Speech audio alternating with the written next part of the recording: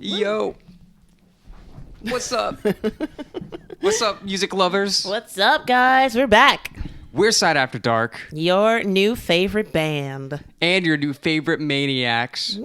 Because we're only maniacs about music. Only music. At least while the microphones are going. So thanks for being here. Got a great topic. Yeah. Got a great topic. And I apologize in advance if this podcast is a little more tame than usual. Why? But I don't know if I have the stomach to make fun of Stevie Wonder. Oh, no, we're definitely not going to make fun of Stevie Wonder. Stevie Wonder has a lot of funny things to say, so we will have some jokes. That's true. Yes. There's going to be jokes. And this is the thing, if y'all know the podcast, we like to make fun of, people and artists, but it's all out of love. Yeah. Because if we didn't love these artists, then we wouldn't be spending the time to make podcasts about them. Right. But Stevie's just such a wonderful person. Yeah. I can't say anything. I can't say anything joking about him. We can make fun of some of his choices and some of the things he has to say and stuff like that, but we can't make fun of stuff like we can't control. Like, we never made fun of Ann Wilson for being a heavier lady. You know what I'm saying? So we would never make fun of Stevie just for being blind. Like, that's ridiculous. And we could curse our own children that way. So I'm not having that. Yeah, it's not going down. So thanks for being here. And let's get into Stevie.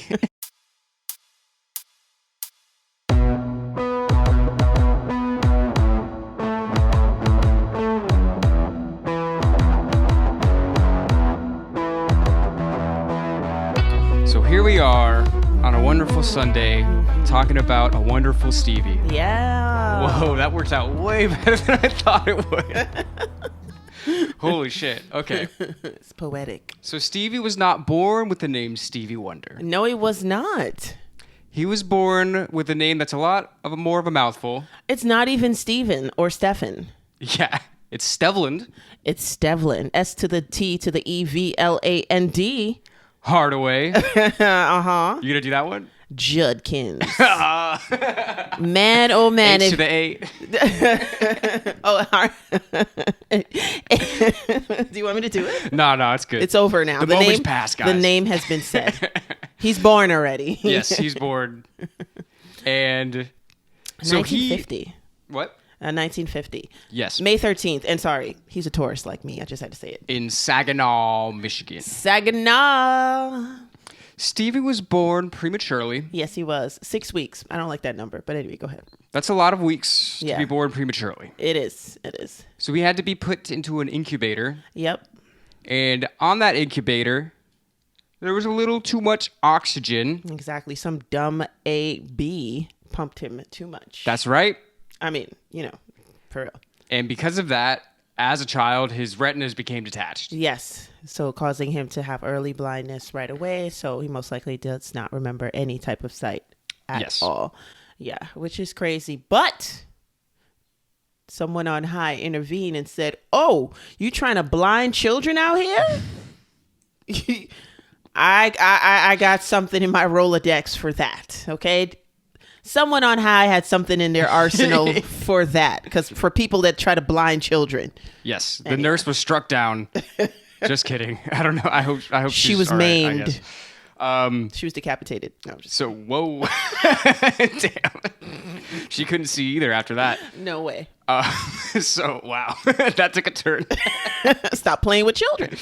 Okay. So unfortunately, little Stevland was not able to see. No. Basically since birth. Right. He never knew what, the sighted world was. Yes. So because of that, he, obviously he became a little more withdrawn than, a normal little child would be. Uh-huh.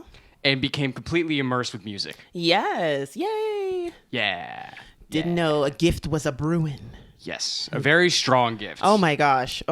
We've been blessed with this man. Okay, as far as I'm concerned. Oh, 100%. Stevie is just like, I was going to call him a national treasure, but he's just he's a worldwide treasure. An international, and we've got some more stats to talk to back that up. Holy crap, Stevie. Can we live?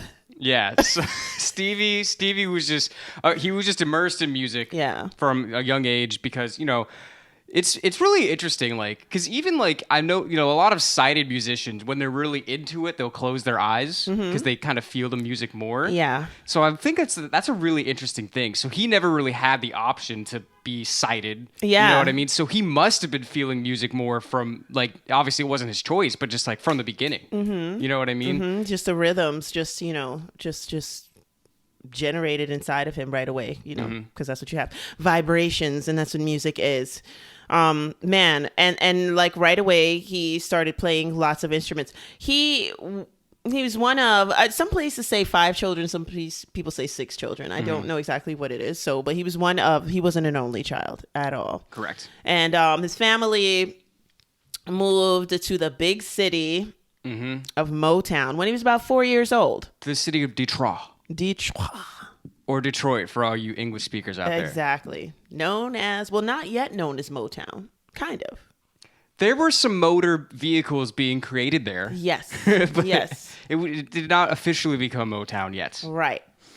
So, Stevie's mom moved there to get away from his dad, who was kind of abusive, and pretty abusive. They showed a picture of him with a sailor hat, so he was in the Navy. At least he wasn't a total bum, but he did something. Maybe he did something with his life, But so they moved him away. She ran for her life. I guess he was alcoholic and abusive, the dad, and remarried. And Stevie's new name became Morris. He dropped the Judkins. He was like, F Judkins. I don't need that in my life. I don't need my heritage. No, I'm just kidding. Not if it comes from him. Exactly. So now we got Stevlin. He's not Stevie yet. Not yet, Stevlin. He's clearly a musical prodigy. Yeah.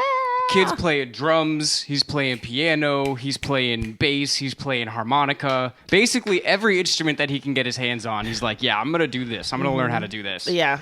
And it's just so crazy, like, because you think, like I said before, like, a lot of musicians, like, I mean, you can play guitar with your eyes closed, but you learn guitar with your eyes. Yes. You know what I mean? Like, you weren't originally doing it without any sight. No. But he's just like, I'm just going to pick this up and I'm going to figure it out. Yeah.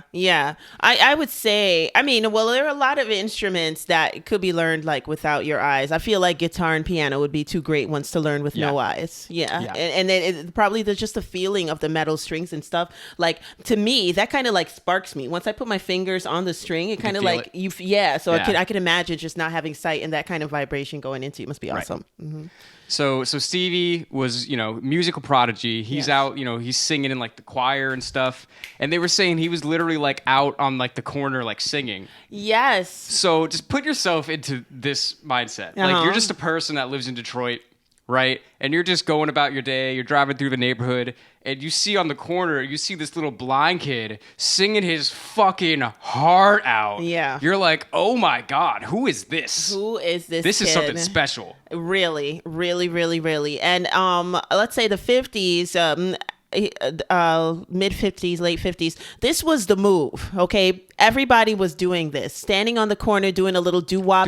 Doo-wop. Even if you had no talent, my mom has friends from Brooklyn, who, like, they would be in the hallways in high school in the 50s just singing doo-wop, and their parents would be like, go get a job, like, stop singing doo-wop on the corner. Yeah. It's funny. That's literally like the original version of, like, freestyling on the corner. Yeah. You know what I mean? Oh, wow. I didn't even put that together. Right? Yeah. Because this, like, that was the music that was popping back then. So you're like, let's get our boys together or our girls, and you're gonna do this harmony, you're gonna do this harmony, blah blah blah, and we're just gonna make our music on the spot. Yeah. And then, as music progresses, I think, freestyling on the corner is basically the newer version of that. Yeah. And rapping on the corner or whatever. That's interesting. So let's make a little segue. So with the doo-wop on the corner, did you holla at the girls and curse them out if they didn't respond? I bet some of them did. Was there a hoo F-U-B? Like, was there I bet they turned it into a song. All right. Let me holla at you. Here's the thing. If you're in Motown in this time period and you have a lot of musical talent, eventually Berry Gordy's going to find you. Yes. Yes. So it's just going to happen. Exactly. Stevie auditions at about 11 years old for Ronnie. I can't remember his last name. And I honestly can't remember if he's part of the Temptations or the Tops. I can't remember. I think it was the Temptations? Don't quote me on that. I feel so. I'm so embarrassed. I'm sorry, guys. But yeah, so he auditions for him, and then Ronnie's like, "Holy crap!" Just like that. He's like, "I got to take this to Barry right now." Yeah, Berry Gordy, obviously being the owner, co-founder, everything, president, whatever. He ran the king, the king of Motown Records, obviously. So obviously, I mean, I just can only imagine what they thought when Stevie walks in. I mean, I hope that you viewers are fortunate enough to look at footage of Stevie Wonder when he was a young child and how much energy he had in the gut that pumped out of him just from his vocals. Yeah. So I can imagine that at the corner, him digging deep into certain words and stuff. And especially if he's trying to audition, he's trying to impress you. So I can just imagine, even with sight, that voice is amazing. And the amount of maturity and stuff like that in that voice, even with sight, you know. Yeah, so Barry signs him on the spot. Oh, yeah. Because that's the type of dude Barry is. Yes. So he signs him on the spot. And so I've heard conflicting stories about this. Some things that I saw said that Barry himself gave him the name Stevie Wonder, and then others said it was the producer. I believe it was the producer. I'm just going to say that because I've read a lot about Berry Gordy. And he would probably take credit for that, right? Yes, he would. Yeah. So we're going to give it to the producer just off the strength of that. Yeah, even if it was you, Barry, you've made enough money. Right. You don't need us shouting you out, too. So Barry got him in with the producer to start working on the records. And this producer, I can't remember his name either now. I'm so sorry. But he was basically like, all right, we can't keep calling you the eighth wonder of the world. No. So I'm just going to call you Stevie Wonder. Stevie Wonder. Which is kind of funny because I didn't even think about the fact that Stevie Wonder was a stage name. Like, it was just so perfect for him. I did too. All my life growing up, I felt like that was his real name. Right? But when my brother told me, he was like, Alicia Keys is not her real name.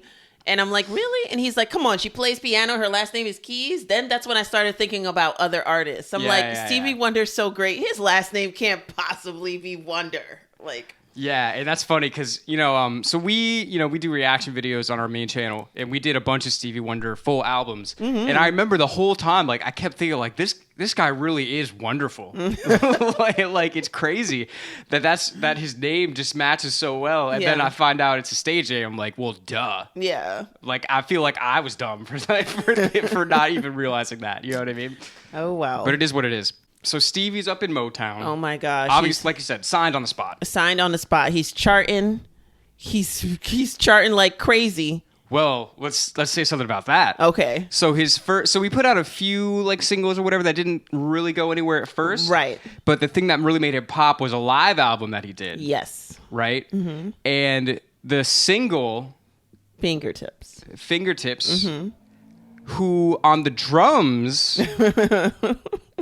Was a guy named Marvin Gaye. Yes, sir. So I just wanted to say that because I think that's wild. That's amazing. We got to shout out all these artists. I wanted to shout out more musicians. We need to do a podcast on the musicians behind albums because I watched some footage last night and they had a reunion for the Songs in the Key of Life and all those musicians got together and it's just amazing to hear all their 140 stories. Of them. You know what I'm saying? It's just amazing to hear. So we should do some a musicians podcast, the behind the scenes people. I think that would be great. The ones that kind of recur in different albums, I think that would be great. Or right. Producers that recur in different albums. I think that'd be cool. Yeah. Anyway, screw those guys. No, I'm just kidding.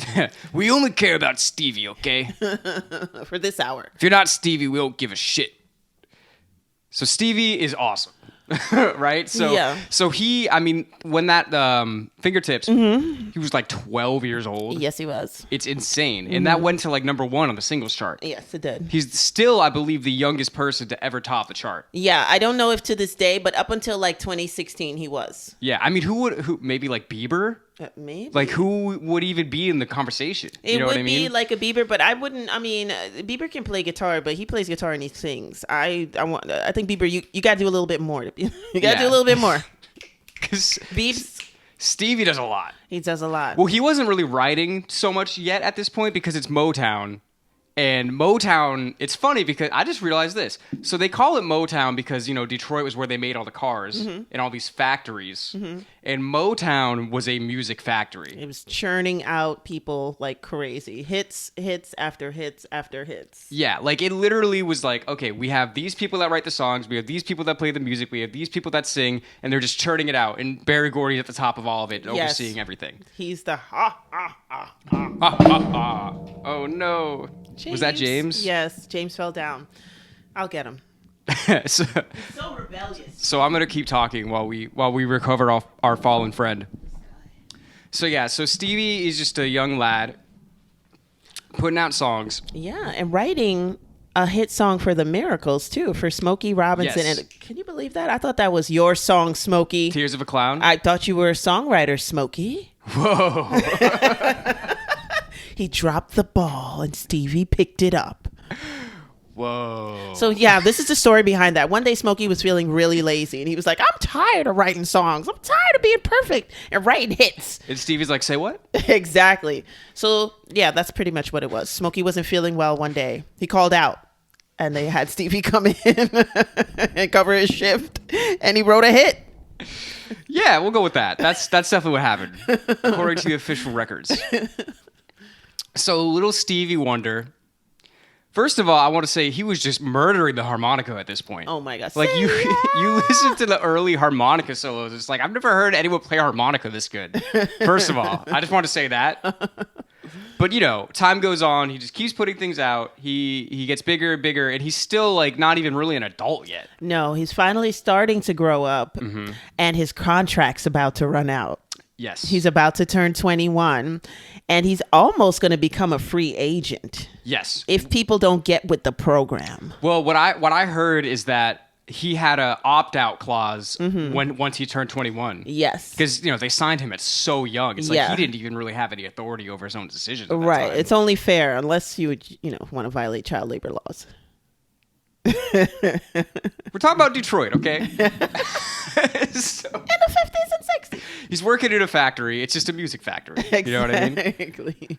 But so Stevie knows that he has that opt-out clause, and he has a lot of leverage at this point. Yes, because he is amazing as an artist. Not only is he amazing as an artist, but he's easy to work with. Yeah. That's the other thing, too. So that's going to make everybody at another record label want you badly.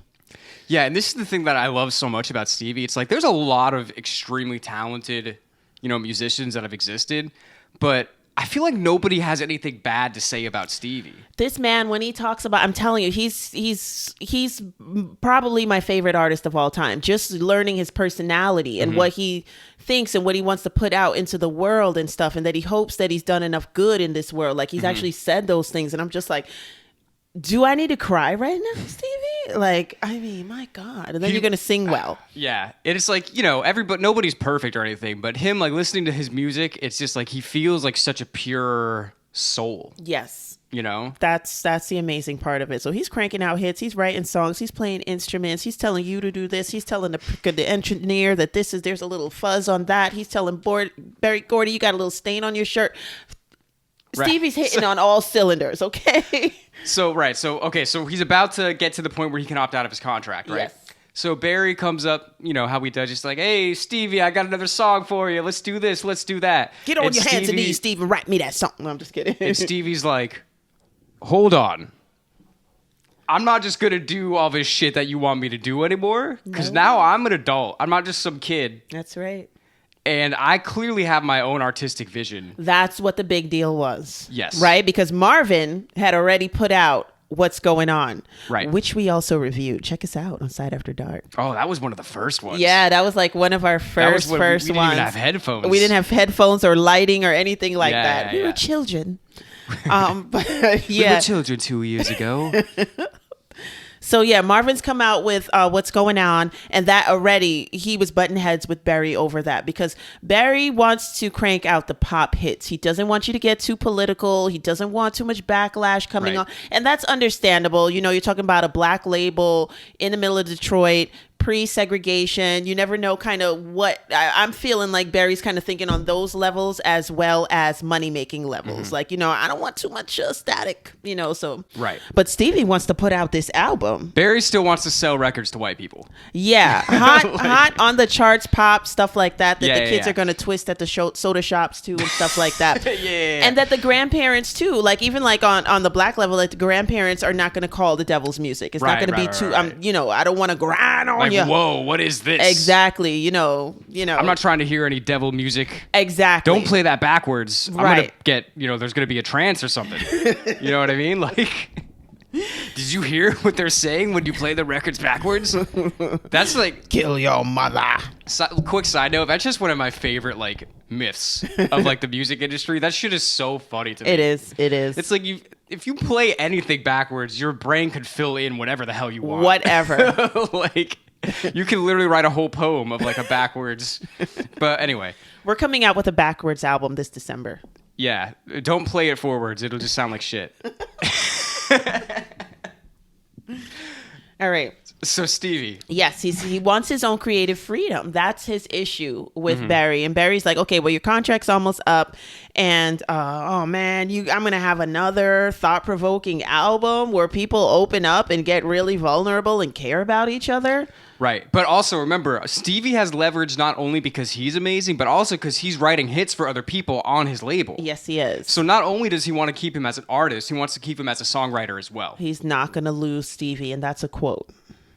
You're not going to lose Stevie. I mean, if you know anything, if you got Stevie on your label, you're going to do whatever you can to keep Stevie around. Whatever you can. So Stevie says that he and Berry Gordy from the beginning were very straight up. And I know that Berry Gordy is like that. He's very straight up with you. If he doesn't like it. And if you don't like it, you can actually come to him and talk to him head to head and straight up. So I'm imagining there was a lot of back and forth. Are you fucking crazy? How much millions of dollars you want? I'm assuming all of that went on. Yeah. And then Barry had to kiss the ring.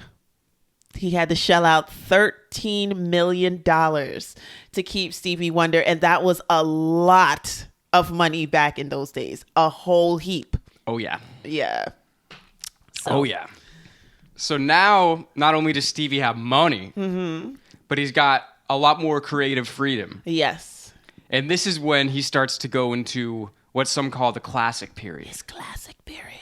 Which is honestly probably the most incredible run of albums and music that's ever happened. It's insane. He's a lot of firsts. Even the $13 million contract, I believe, was the highest for an artist of all time at that point. That you would pay to get an artist like Stevie. He's just breaking records all over the place. Right.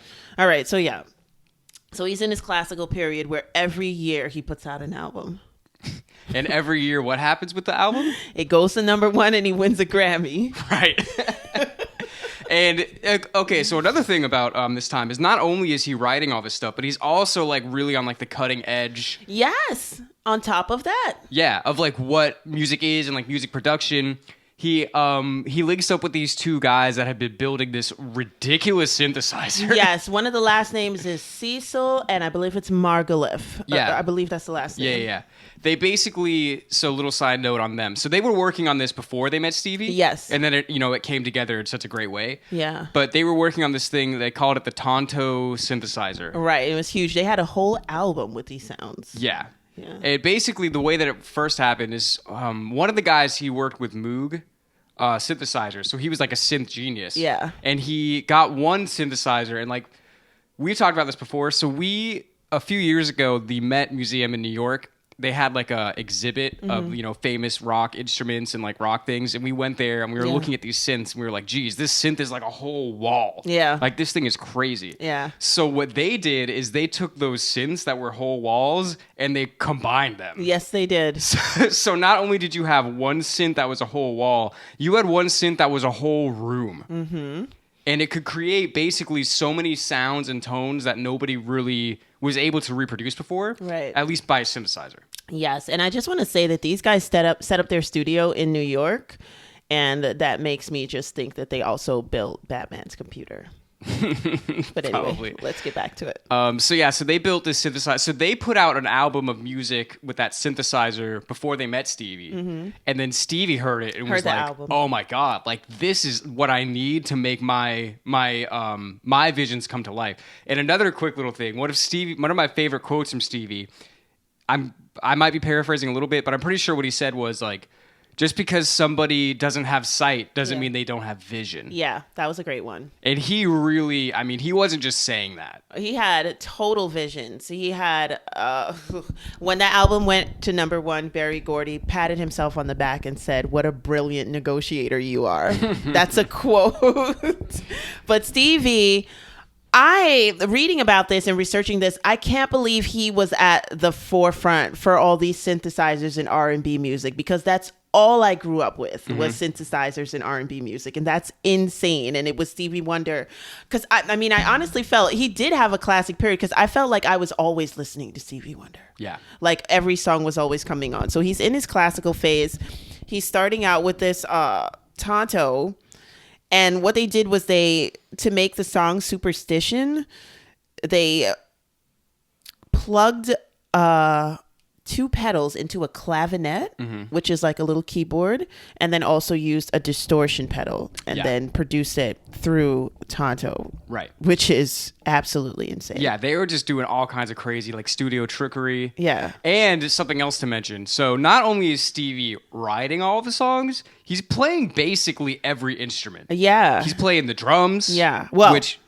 on Superstition. No, he is playing the drums. Yeah. Yeah. But that song started out because it belonged to Jeff Beck. It was supposed to be for Jeff Beck. Right. So Stevie wrote Superstition for Jeff Beck. And when I heard that, I'm just like, how would that even have worked? They played it. Jeff is actually playing the drums. Jeff came up with the drum beat for that. Yes. Oh, and they know that. say that Jeff is actually playing the drums on Superstition. Oh. The one that's recorded.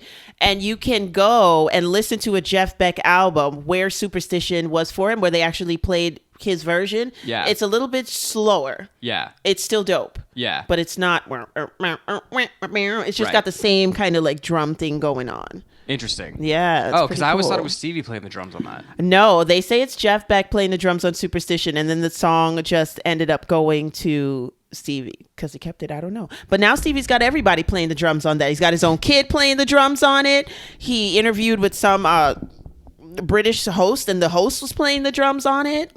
And you just switch people out on the drums. It's just a beat that all the kids can get behind, you know what I mean? It's just a good time, and people love to play it. I guess so. And then I've actually seen footage of Jeff and Stevie playing it recently, within the past 10 years, I'm saying. But Jeff was playing guitar, and Stevie was playing the clavinet. Right. So the first album in this classical period with the Tonto was Music of My Mind. Yes. Right? Mm-hmm. And it's, again, at this point, like, this is really the first that people were hearing Stevie's actual visions. Yeah. As opposed to, you know, the Motown visions or what Barry wants it to kind of be like. Right. It's really like, this is Stevie. Mm-hmm. And, Music of My Mind, it really is the music of his mind. Because he's writing it, he's producing it, he's playing all of it. Like, this is what his brain sounds like. Then that's the thing that's so crazy to me when I listen to it. It's like, there's really no outside influence in a way. Like, obviously he's working with people, but like the final, like, he has complete control over what the final sound is. Yeah. You know? Yeah. It's so amazing. I mean, he's such a great artist, and he can just bring himself to the forefront like that and be so vulnerable. It's just really amazing. So he's making these albums, and every year he's rocketing to the top. And like, I think he takes a couple years off to get married. Right, to introduce himself to Sarita, who is a Motown secretary. And they get married, and then he takes some time off, gets introduced into transcendental meditation, becomes a vegetarian and then a vegan, and then comes out with The Secret Life of Plants. Well, he also, we skipped over the car accident.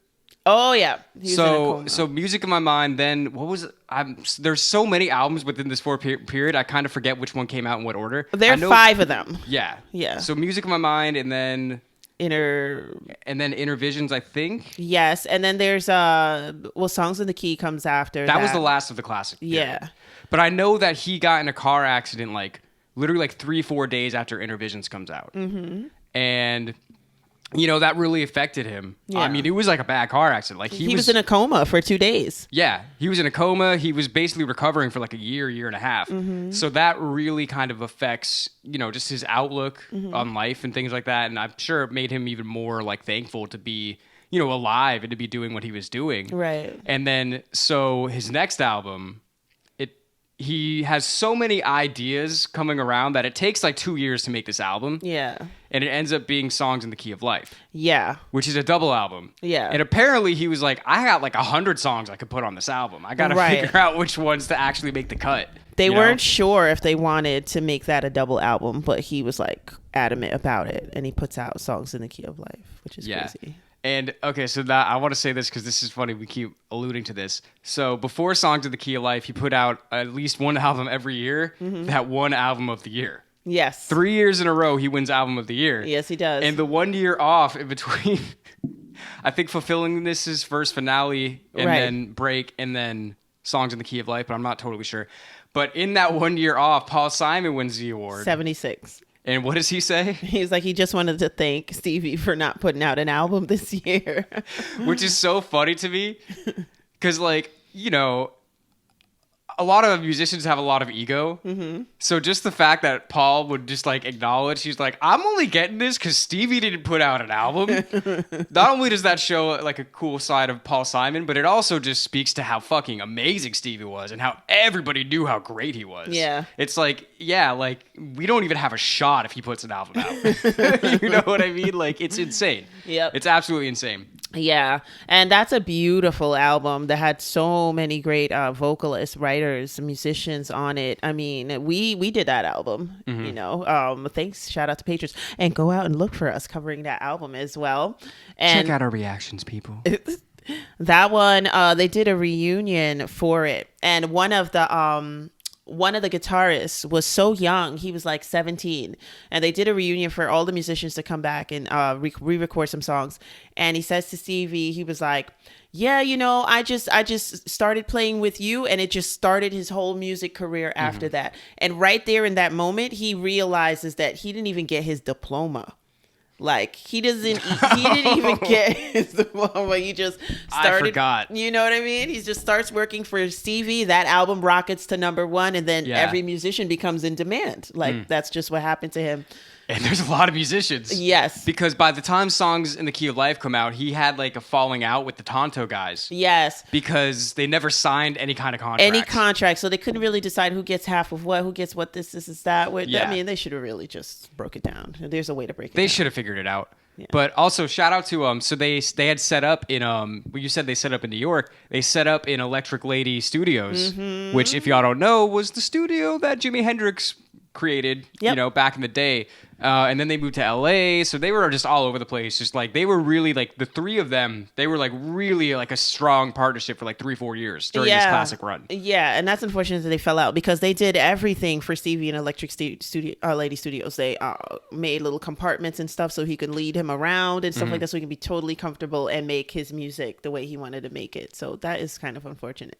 Right. And even like the way that the Tonto was set up, like it was like you could basically sit in the middle and just like turn and be on all of these keyboards. So it was really set up so that to make it basically the easiest as possible for him to do what he does. Yeah. But anyway, so they had a falling out. So Songs in the Key of Life actually wasn't really Tonto based. He had like 140 musicians on the album, which is crazy because, again, he's the director, he's the producer, he's arranging it. I mean, he's basically the conductor of this huge orchestra of musicians to make his vision possible. Right. And I heard that he picked out all of those musicians himself too. They auditioned for him and he picked them out, which is so crazy. Yeah. And it's like, it's one of those things, it's like, it's hard to think about it now because like Stevie is still, around and he's still on this earth. But like, I mean, assuming that humans last for a couple hundred more years, I mean, I really think people are going to talk about Stevie on a level of, a Beethoven or a Mozart. I mean, he's clearly a child prodigy that just was, as a single musician, I don't know if there's anybody more talented in the past hundreds of years. I don't think so either, because he's hitting on every level. Like, you know what I mean? It's the production, it's the innovation, and, you know, it's the ability to play all the instruments really well, not just like, you know, hitting here and there. It's the way he sings. It's the fact that he could still sing like that to this day. Yeah. That's incredible. That is incredible. That's a testament. That is a gift. You know, because I don't know anybody that was able to do that. Yeah, that's true. And yeah, no, I got to shout out, just his singing voice is so incredible. Like he can be like so soft and like, you know, blah, blah, blah. But then he can also go into that, like that growl range. I mean, there's some, you'll see if you've seen any of our reactions, there's some like words that he'll hit so strong that I'm like, oh my God, like this is all him? This is crazy. Living for the City is a perfect example of that. Yeah, one. There's that whole last verse. Is like, yeah, it's just gritty. Like it's crazy. It's crazy the influence that he had. Yeah, so amazing. I mean, there's another. Oh gosh, I know the classic album. He's kind of drawing in the sand. Something about the handbook. And he's got the corn braids and he's looking down in the sand. That's another album. Yeah, from the classic period. Yeah, because we can't find all the albums, but we do know them. So it's like they're popping in my head randomly. You know what's funny though? This is almost a compliment to Stevie. Yeah. That during this period he put out I'm not even gonna try to say all of the singles. Yeah, it's just there's so many. We know so many. I mean, they were mentioning them last night, and I was like, I know all these, and it's like because we did the album, you know. Yeah. I mean, but I also, and this is before I want to call it my Stevie era, which is like the '80s, which I felt like every time I turned around, I knew a Stevie Wonder song. Yeah. Yeah. So, all right, but we're still in Songs of the Key of Life. It's a testament to him, like how prolific he was. Yeah. That we're talking about this now, and we can't even remember all the things that he put out because they're all just so good. Yeah. But so Songs in the Key of Life, there's just bangers and bangers and bangers on that album. Like to this day, like there was some that we, you know, when we did that album, I was like, oh, I know this song. Yeah. Oh, I know this song. Oh, I know this song too. Like I had no idea how many great songs were. It's almost like a greatest hits album. It's crazy. Is. It's really crazy. Love's in Need of Love Today. There's so many great ones, and like I get it. I finally, after like all my research and thinking about Stevie, like I get it. I totally get it now. Yeah. Like, you know, I used to think those songs like in the beginning from the 70s, I didn't want to like listen to them too much because they were so sad. Like to me personally, you know. And I was just like, oh, I don't know if I want to listen to this. But when you get past that, and you just look at the actual creation, like what Stevie made, it's just like, he's like my favorite. All right, so moving along. I have one thing I want to say about, this is just a funny story. So Songs in the Key of Life has a song on it called Isn't She Lovely? Oh. Right? And people always play this song at like weddings and stuff. Yeah. And when I was a kid, I always thought he wrote it for like a woman that he was in love with. Yeah. But it's not. It's about his newborn daughter. Yes. And when I was a kid, I would be listening to the lyrics and I would be like, isn't she lovely, less than 1 minute old? And I'm like, no one else thinks that's creepy? Because I thought he was talking about a woman. I was like, that's a weird thing to say. Yeah. And then as I learn more about it, I'm like, oh, it's for his daughter. It's for his And then daughter. I'm like, am I an idiot for not realizing that? Because it's not like I thought this once. Yeah. I thought this many times hearing this song when I was younger. Stevie's a creeper. Yeah, so Stevie divorces Sarita. Their marriage only lasted 2 years, and he gets married, and then to Yolanda, and they have a baby, Aisha. Yeah. And then one day, Stevie's just hearing Yolanda bathing Aisha, and she's splashing around in the bathtub, and it almost brought him to tears. Like, it was just a moment. So that's what inspired him to write Isn't She Lovely? Yeah. And that's absolutely beautiful. I saw an interview with Aisha and Stevie. She's a grown woman, of course, now. I think she's about 45. And they asked her if she ever gets sick of this song, like, at all. And she said, of course, that song sucks. It's the worst song I ever heard. It's the worst song ever. No, of course. She said she never, ever, and even the way she says it, she was like, she never, ever gets tired of that song. Yeah. I could see that, too. I'm not sick and tired of that song. And I have gotten sick and tired of many a song. Yes, yes. None by Stevie Wonder, though.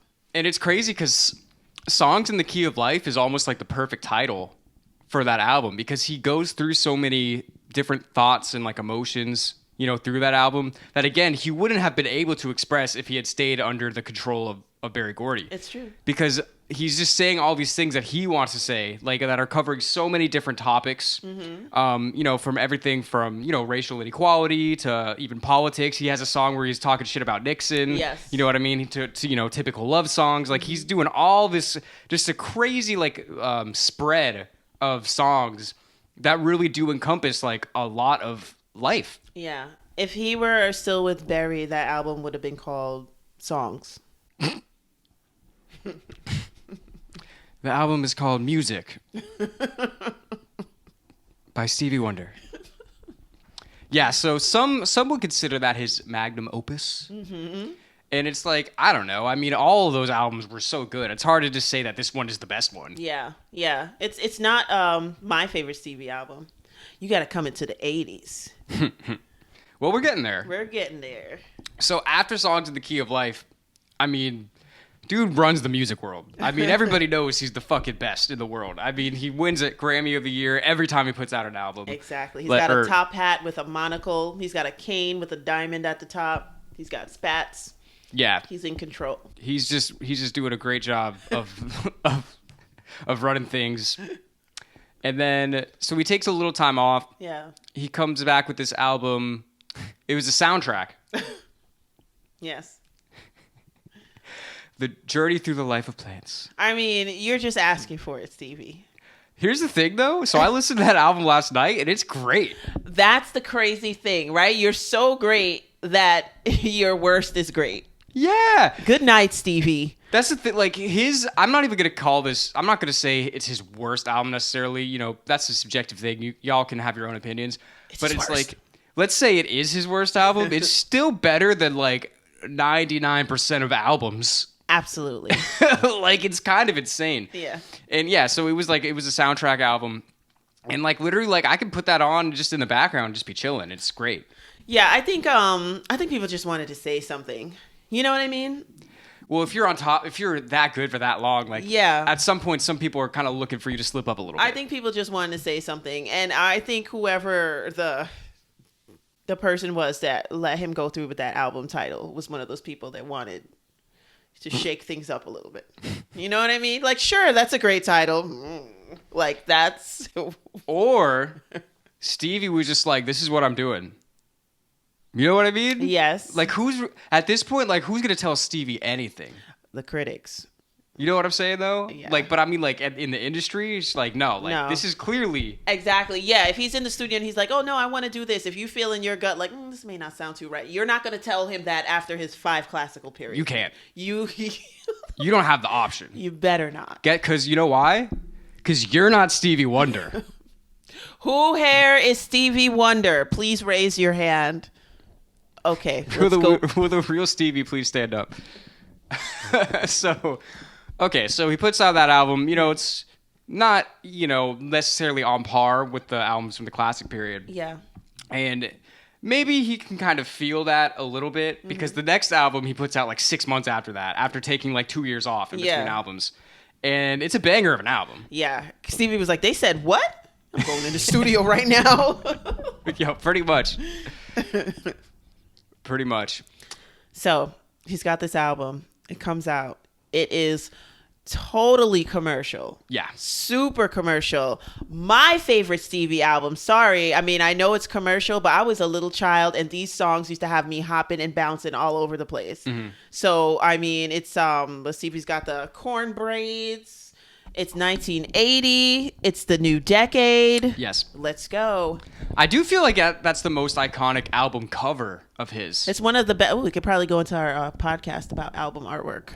Yeah. That's an iconic cover. I mean, he's got the aviators on. He's got the signature beads. Yeah. Because that's how I remember him as a child. That's what I was going to say. Like, when I think of, like, Stevie, like, that's the image that I think of. Yeah. You know what I mean? For sure. And that album doesn't just go number 1.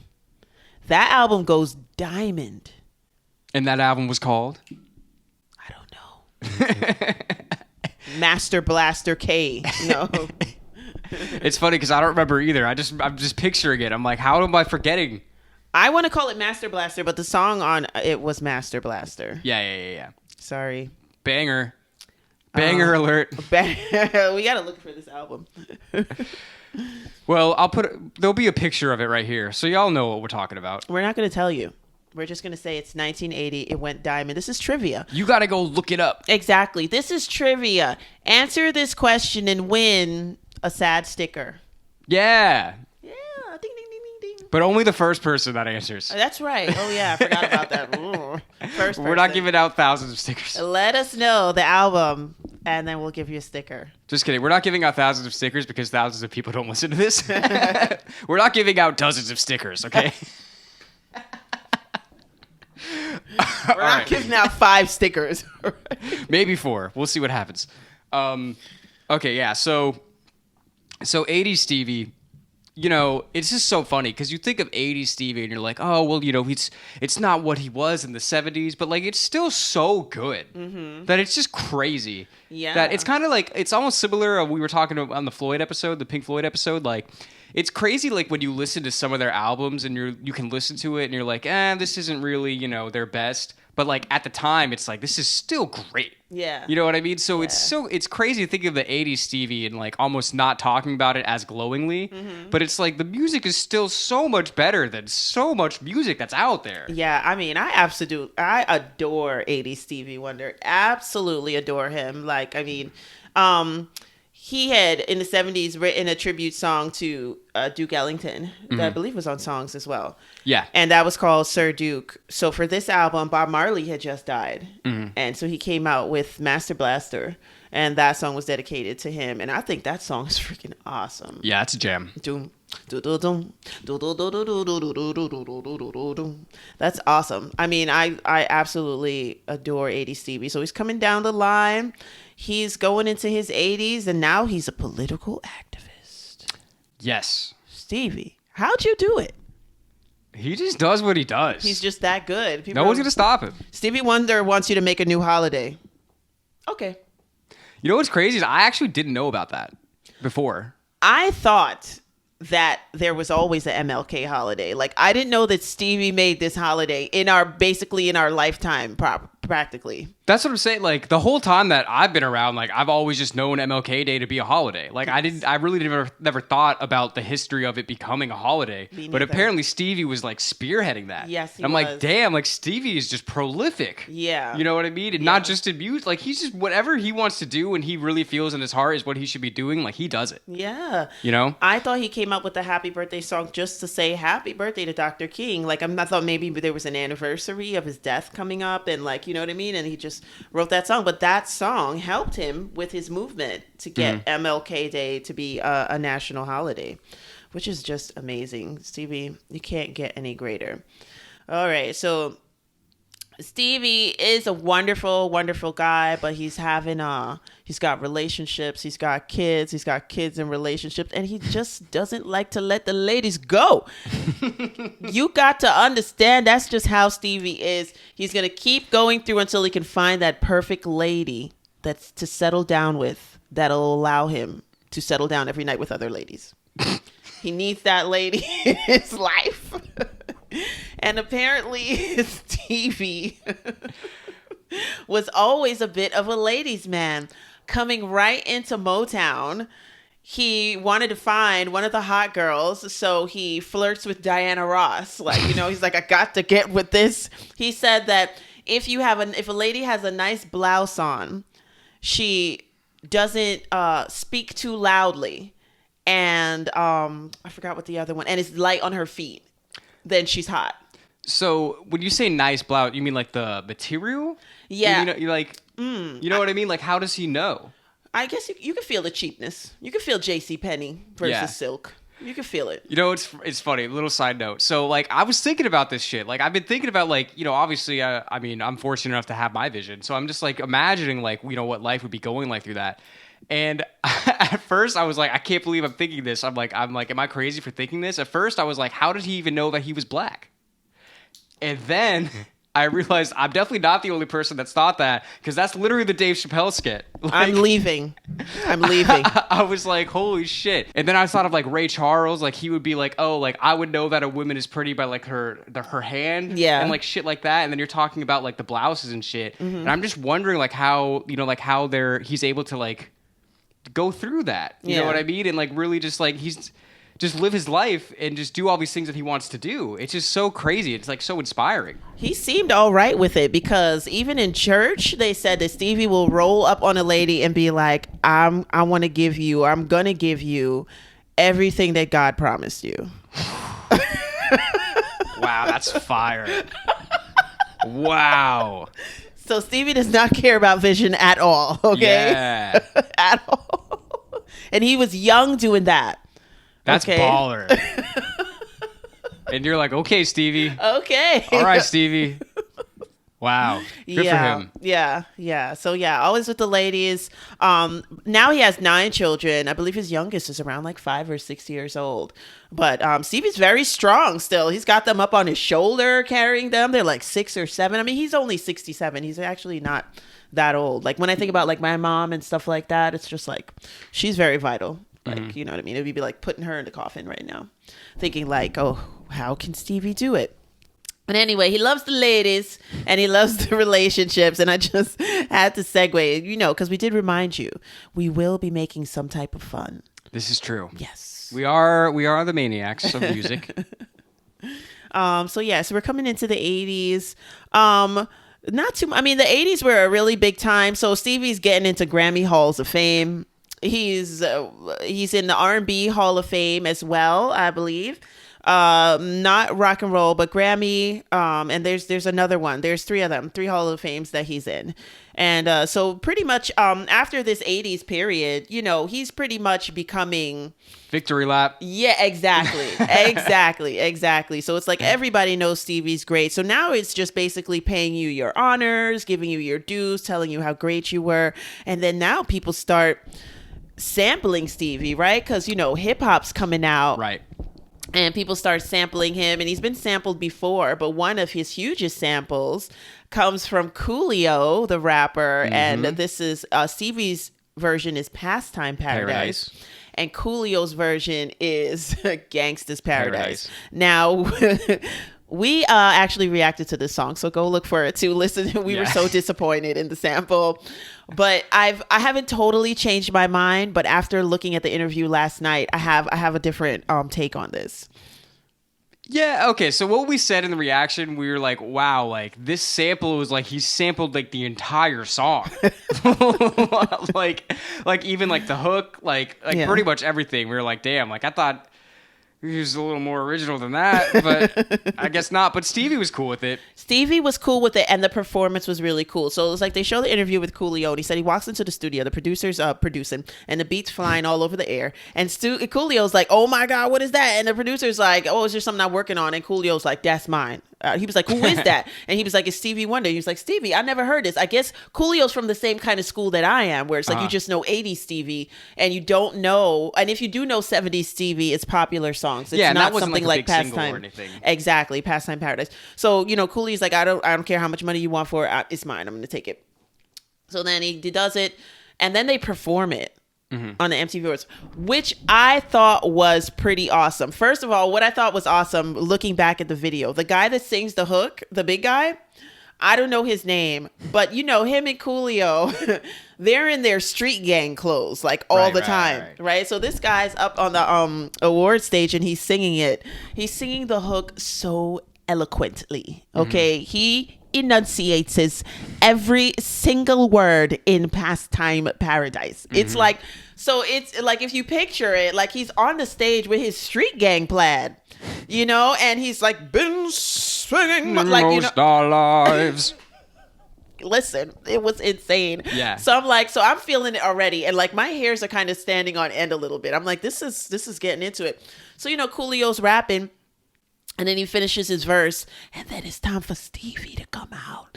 And the whole audience doesn't know Stevie's coming out. Yeah, that's so crazy. So they got the choir and the little boys are walking Stevie out. They kind of got a little bop. And Stevie's singing as he's coming to the front of the stage. And it's awesome. Oh my God. It's so great. And I was like, now I like it. Now that I can see Stevie down with it, I'm totally for it. Yeah, now it has the Stevie stamp of approval. Yeah. Which means it has the sad stamp of approval. True.